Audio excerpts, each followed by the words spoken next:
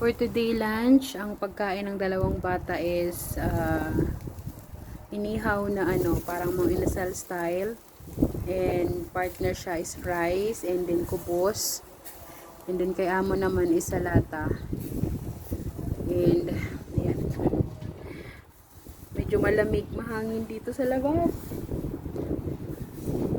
Winter dito guys, winter. Kahapon nag-ulan ng yellow. Not yellow na color, ice ba ice? Bisaya man uy.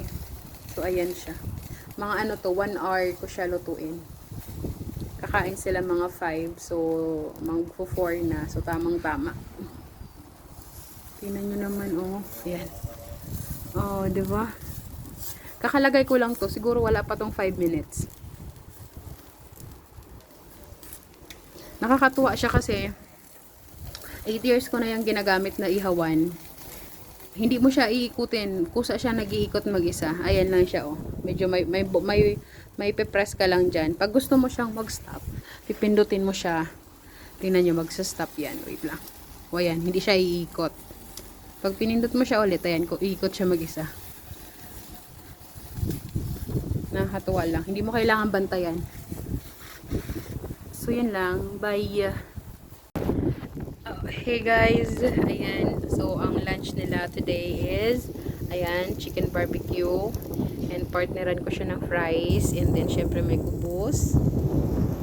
Ayan, malapit na siya maluto, mga siguro 30 minutes.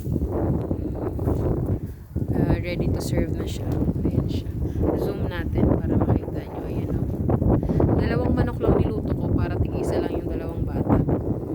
Si amo kasi iba yung pagkain niya, iba yung lunch. Sino ko? Siya. Ayan. Hindi mo na siya kailangan bantayan. Kasi may kusa siya.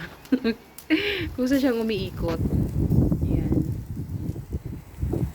Ang pagkain ko naman is, meron syempre rice is life.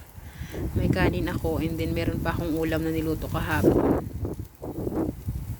Nagluto ako ng munggo. Ayan siya.